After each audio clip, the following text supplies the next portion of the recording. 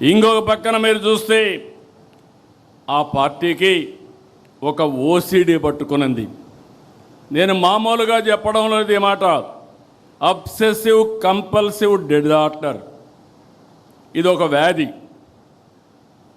ఆ వ్యాధిని అందరికీ అంటగట్టడానికి చూస్తున్నాడు పార్టీ మొత్తం. అబ్సెసివ్ కంపల్సివ్ డిజార్డర్ అది ఈరోజు క్రెడిట్ చోరీ డిజార్డర్గా కూడా తయారైన అందులో భాగమే ఇది. మీరు అందరూ అనుకుంటున్నారు ఒక జబ్బు ఉండే వ్యక్తి, చాలామందికి మెంటల్ ఇల్నెస్ వస్తూ ఉంది. ఇప్పుడు ఆ మెంటల్ ఇల్నెస్లో భాగమే ఓసిడి. అలాంటి వాళ్ళకు ఏది పట్టుకుంటే అదే, దేన్ని లెక్క పెట్టుకోరు. వాళ్ళ ఆశయాలకు అడ్డంగా ఎవరైనా వస్తే ఎంతకన్నా తెగాయించే పరిస్థితి వస్తుంది. వాళ్ళని ఇదే మరిగా మనం వదిలేస్తే, ఇప్పుడు జరిగిన సంఘటనలు కూడా మనం గుర్తుపెట్టుకోవాలి.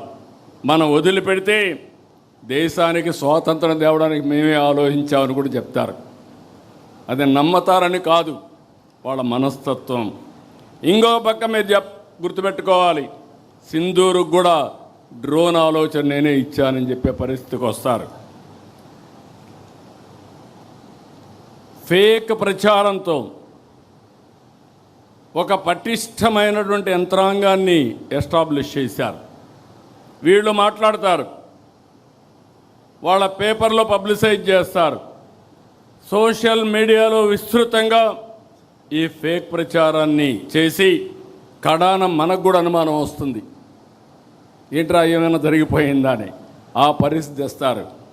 మీరు చూడండి, పదే పదే ఎందుకు చెప్తున్నానంటే, నేనే ముఖ్యమంత్రి, బాబాయ్ హత్య, వివేకానంద రెడ్డి.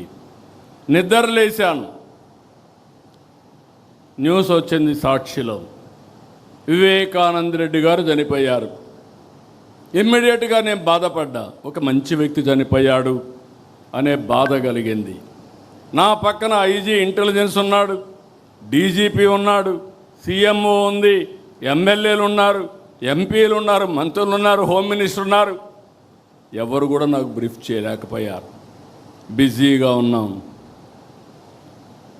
ఆయన కూతురు ఆ రోజు అడిగింది, ఇది కేస్ స్టడీ మాత్రం మీకు అందరికీ, కూతురు అడిగింది, నాకు అనుమానం ఉంది, ముందు పోస్ట్ మార్టం చేయాలంటే అప్పుడు పోస్ట్ మార్టానికి పంపించాం. పోలీసులను పెట్టుకొని సాక్ష్యాలు తారుమారు చేశారంటే, సాక్ష్యాలు లేకుండా చేశారంటే ఎలాంటి వాళ్ళో మీరు గుర్తుపెట్టుకోవాలి. పోస్ట్ మార్టంకి వెళ్తే షాకింగ్ నిజాలు. గొడ్డలతో తలంతా ఇచ్చేస్తే మొత్తం రక్తం వచ్చి కుట్లేసి అంత్యక్రియలు పంపించే పరిస్థితికి వచ్చారు.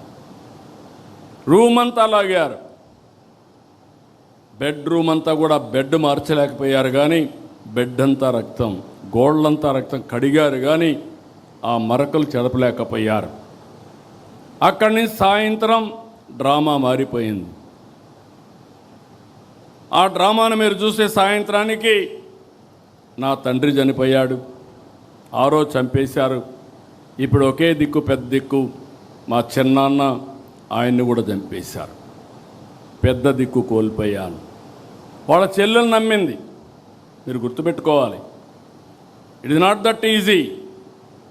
ఇలాంటి ఓసిడి జబ్బుండే వాళ్ళు ఏం చేస్తారనే దానికి ఇది ఒక ఉదాహరణ మాత్రం. నమ్మితే తెల్లవారు నిద్రలేస్తే ఆ రోజు మాట్లాడలేదు, తెల్లవారు నిద్రలేస్తే సాక్షి పేపర్ చూస్తే నా చేతిలో కత్తి పెట్టి నారాసుర రక్త చరిత్రని నా మీద పెట్టేసే పరిస్థితికి వచ్చారు.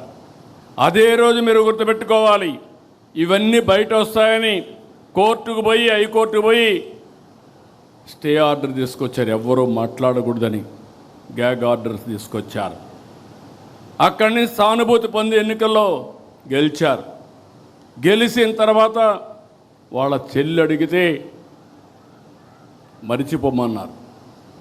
అక్కడి నుంచి ఆ అమ్మాయి రోడ్డు మీద పడి ఇప్పటికి కూడా పోరాడుతూ ఉంది. ఏం చేశారో మీరు అందరూ చూస్తున్నారు. ఇంకా కూడా న్యాయం జరిగే పరిస్థితి కనపడలేదు.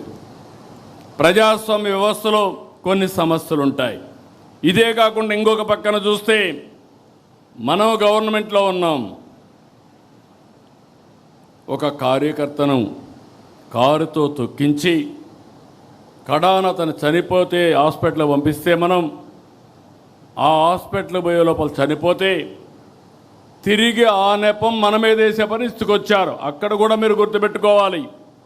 ఎవరైతే భార్య ఉందో ఆ భార్యను పిలిపించి మన మీద ఆరోపణ, ఏదైతే తను బతికించడానికి 104 అంబులెన్స్ ఉపయోగించామో ఆ అంబులెన్స్లో పోలీసు వాళ్ళు చంపేశారని తిరిగి మన మీద ఆరోపణ చేసే పరిస్థితికి వచ్చారు. అది కేసు పెడితే కోర్టు పోయి స్టే తెచ్చుకున్నారు.